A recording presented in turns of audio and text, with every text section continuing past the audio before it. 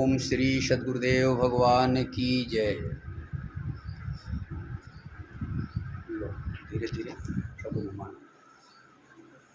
ये जैसा कि आप लोग जानते हैं कि शंकर जी के हाथ में त्रिशूल होता है, डमरू है, ये माला है और ये हमारे दादा गुरु हैं परमानंद जी महाराज। हमारे गुरु महाराज अभी वर्तमान में हैं, करीब 95 साल उम्र अभी भी है और दोनों तीनों सत्संग प्रवचन होता है।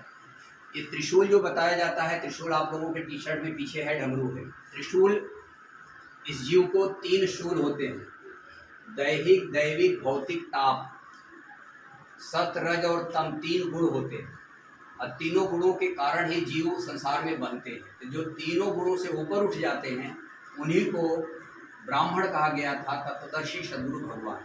तो त्रिशूल ये तीनों शिव का प्रतीक है। डमरू एक दृढ़ता का प्रतीक है। जैसे गदा है हनुमान जी की, गदा क्या है? इंद्रियों में दृढ़ता होती है। जितेंद्रिय जो होते हैं उनके हाथ में गदा होती है।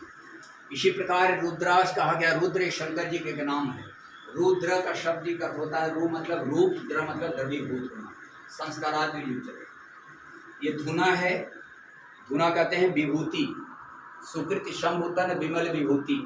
विभूति माने ऐश्वर्य होता है, संपूर्ण ऐश्वर्य उनकी साधना का बल, साधना का तपस्या होता है।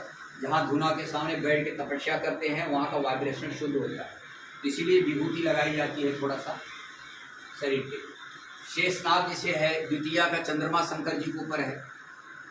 तो द्वितीया चंद्रमा क्या है, क्यों कहा गया है? कहा गया है कि यमाश्रितो ही वक्रोपि चंद्र सर्वत्र वंदते वंदे वंदे बोधमयम नित्यम गुरु शंकर रुद्र।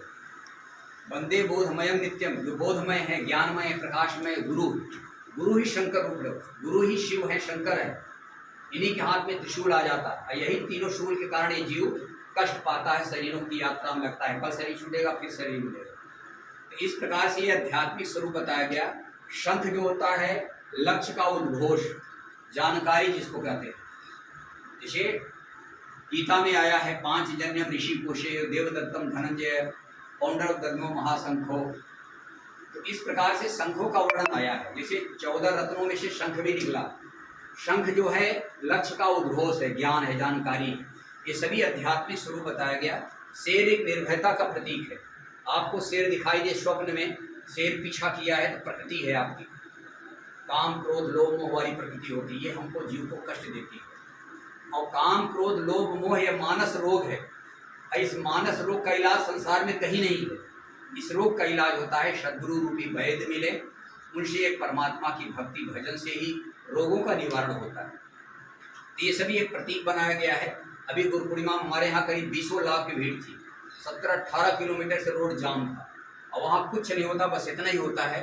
हमारे दादा गुरु होते हैं, जहाँ गुरु महाराज रहते हैं दादा गुरु, तो हम लोग अपने गुरु महाराज का भी रखते हैं दादा गुरु। जैसे आप लोग कहीं भी चले जाओ देश विदेश, अपने पिताजी का या दादा का फोटो रख लेते हो, ग्रैंड फादर हैं हमारे, बस 2 ही।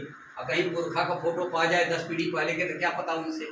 इसीलिए वर्तमान में जो गुरु होते हैं, वर्तमान में कभी बुद्ध थे, भगवान बुद्ध, महावीर, कबीर, नानक, रैदास, ये सब वर्तमान महापुरुष, उसी प्रकार वर्तमान महापुरुष हैं। और ये गीता जो है ये बिल्कुल ब्रह्म विद्या है।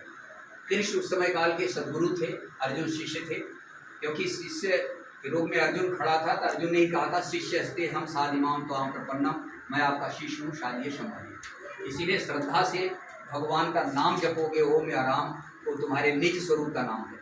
सनातन जो है हमारा निज स्वरूप है। जैसे मास्टर का स्वरूप हो चुका है, जो मास्टर बन गया है, हम भी मास्टर बनेंगे तो हमें भी वही हमारा स्वरूप होगा मास्टर का। तो वैसे ही गुरु के जो सत्ता में हैं वो जन्म जन्म से चलने वाले, जैसे भी मीरा के भजन बताए थे ना, मीरा ने कहा ना, जन्म जन्म की पूंजी पाई, सब जग यही खुआए, सब लोग अपना खो देते हैं। इसी प्रकार से गुरु वो हो चुके हैं और हमें आपको वही होना है।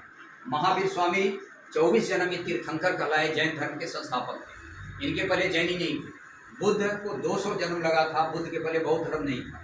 ये सब हिंदू समाज से थे, एक गुरु शिष्य की परंपरा में थे। आज हमारे सनातन धर्म नाम लेते हैं लेकिन मंदिर मूर्तियों तक ही सीमित रह गए। मंदिर मूर्तियाँ मनुष्य की बनाई चीज़ें हैं, वो क्या सिखा देगी आप लोगों को? बता सकती है क्या है भगवान, रास्ता क्या है, साधना क्या है?